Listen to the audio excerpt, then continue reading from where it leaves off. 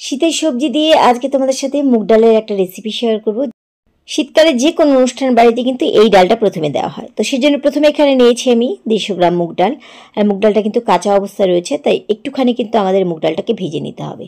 হালকা একটু colour change হবে আর একটুখানি স্মেলটা চেঞ্জ হবে, তখনই আমাদের কিন্তু ভাজা বন্ধ করতে হবে। দেখো কালারটা কিন্তু হালকা হলুদ চলে এসেছে।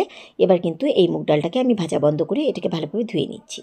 আর এদিকে কড়াইতে নিয়ে নিচ্ছি আমি সর্ষের তেল। তোমরা চাইলে সাদা তেল দিয়ে রান্নাটা করতে পারো। তেল প্রথমে একটু গরম হতে দিচ্ছি। তেল যখন একটুখানি গরম হয়ে যাবে, এবার এক এক করে এর মধ্যে মন মতো সবজি দিতে পারো। প্রথমে দিচ্ছি আমি এখানে গাজর। আমি গাজরগুলোকে কিন্তু একটু মোটা মোটা করে ছোটো ছোটো টুকরো করেছি, তবে কিন্তু টুকরোগুলো মোটা মোটা। আর এভাবেই করবে, কারণ গাজর কিন্তু আমাদের সেদ্ধ করতে হবে। গাজর ঠিক 1 থেকে 1.5 সেকেন্ডের মতন ভেজে নেওয়ার পরে এর মধ্যে দিয়ে দিচ্ছি এবার আমি বিনস। তোমরা চাইলে এর মধ্যে শীতের আরও অনেক রকম সবজি কিন্তু অ্যাড করতে পারো। বিনস দিয়ে বিনসেও কিন্তু আরও 1 থেকে 1.5 সেকেন্ডের মতন এখানে আমি ভেজে নিচ্ছি। কোনোটাই কিন্তু বেশি ভাজা যাবে না, আবার একটু হালকা করে কিন্তু ভাজতে হবে। বিনস ভেজে নেওয়ার পরে এবারে আমি এর মধ্যেই দিয়ে দিচ্ছি মটরশুঁটি। তোমরা চাইলে কিন্তু এর মধ্যে পনিরও দিতে পারো, খেতে কিন্তু দারুণ লাগে পনির দিলে।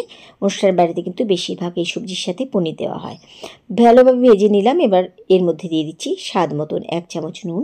সবজিগুলো যেন হালকা একটু নুনতা ভাব হয়, সেজন্য ভালোভাবে নুন দিয়ে নুনের সাথে আরও একটুখানি আমি ভেজে নিচ্ছি। ব্যাস, এর থেকে বেশি কিন্তু আর সবজি আমরা ভাজবো না। এবার এর মধ্যে দিয়ে দিচ্ছি আগে থেকে ভেজে ধুয়ে রাখা মুগ ডাল। মুগ ডালের সাথে সবজি আরও 1 থেকে 1.5 সেকেন্ডের মতন হালকা করে একটুখানি ভেজে নিচ্ছি।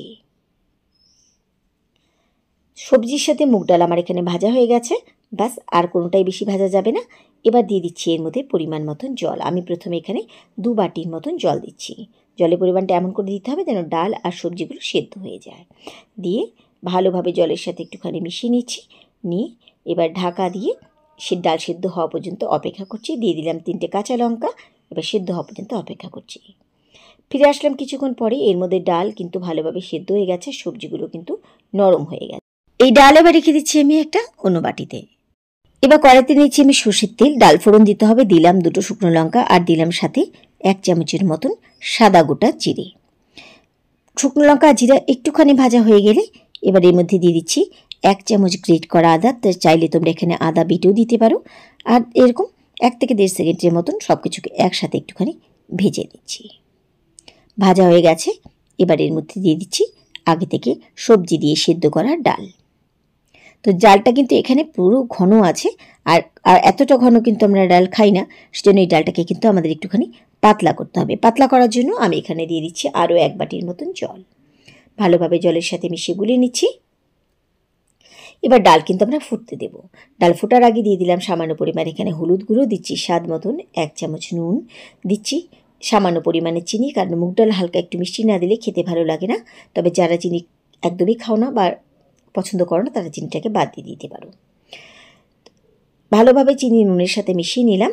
এবার এর মধ্যে দিয়ে দিচ্ছি 1/2 চামচের মতন গরম মশলার গুঁড়ো। গরম মশলার গুঁড়োর সাথে একটুখানি মিশিয়ে নিলাম। আর দিয়ে দিচ্ছি এর মধ্যে 1 চামচ ঘি। দিয়ে 2 মিনিটের মতন ডাল ফুটিয়ে নিলে আমাদের কিন্তু অনুষ্ঠান বাড়ির মতন মুগ ডাল একদম রেডি। কেমন লাগলো আমার আজকে মুগ ডালের রেসিপি তোমরা কিন্তু কমেন্ট সেকশনে জানাবে। তাহলে আজকের মতো এটুকুই। সবাইকে ধন্যবাদ জানিয়ে এখানে বিদায় নিচ্ছি। ফিরে আসবো আবার অন্য কোনো রেসিপির সাথে অন্য কোনো দিন। সে পর্যন্ত সবাই খুব ভালো থেকো, সুস্থ থেকো।